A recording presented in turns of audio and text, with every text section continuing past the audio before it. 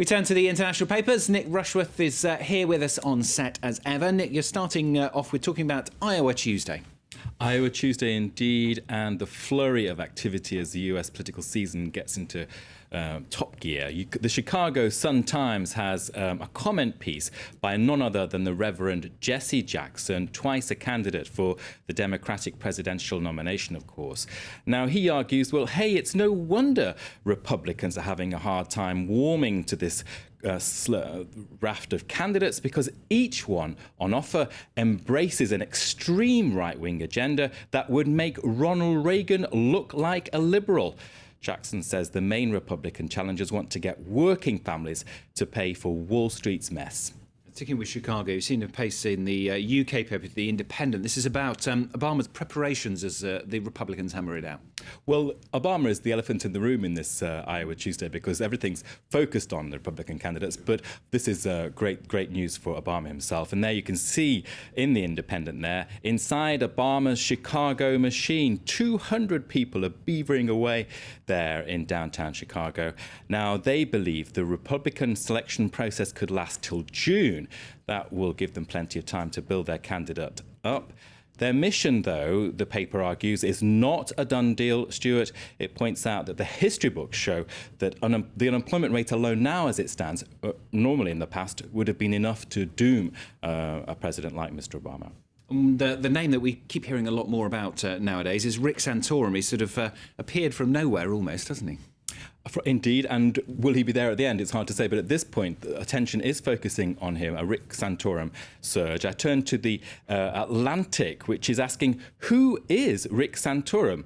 And it came out with several observations, three of which struck me. One of them is pretty incredible, this one. How about this? He has said in the past, in 2003, that same-sex marriage could open the door, and I quote, to man on child and man on dog relationships. Can you believe that? And then also he's saying that the influence of radical feminism is to blame for the reason women are choosing to stay out of the home and work in the office. And then the third, another gem, what about this? He's called contraception harmful to women.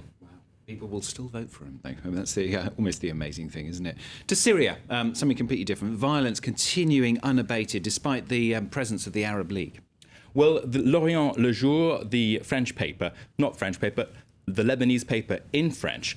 Now, it's saying the Arab League has called for a complete end to sniper fire in Syria. And on that front page, it's quoting the Arab League Secretary General, Nabil al-Arabi, who is saying snipers are still a threat in towns and cities. And also on that front page there is a quote by the Israeli Defense Minister, Ehud Barak, who has said the Assad family have just a few weeks left in power. Now, one of the strong things I saw this morning that I found very interesting was a piece in the Gulf News by Sami Mubayed. He's editor-in-chief of Forward magazine in Damascus. Now, he says that public opinion on the street is divided in Syria about this observer mission. On the one hand, you've got people saying it's a fabricated theatrical stunt. It's a stitch-up between the Arab League and the Assad regime. Others, though, on the street in Syria are saying, well, hey, could these observers actually be hiding behind some of the niceties, the word reassuring and so on, before they reveal a punchy report next month heavily critical of Assad? We wait and see, we wait and see.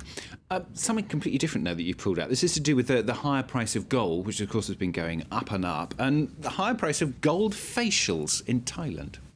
Total contrast to Syria, of course. There you can see the picture in the Wall Street Journal Europe on its off-the-wall slot there. And it's saying that, well, for $200 you can get that facial. The upsurge in demand is, the paper says, because rich Thais are looking for ways to spend their cash after their investments in Europe and the United States have gone flat. And it turns out Thais believe gold can help heal scars. One customer says, the effects last longer. It's really useful after a weekend at the beach, Stuart. Now, talk about lifestyles. We don't have that, do we? No, I think I'd put one on, leave it on. I think that would be a bit more impressive than this ugly mug, wouldn't it?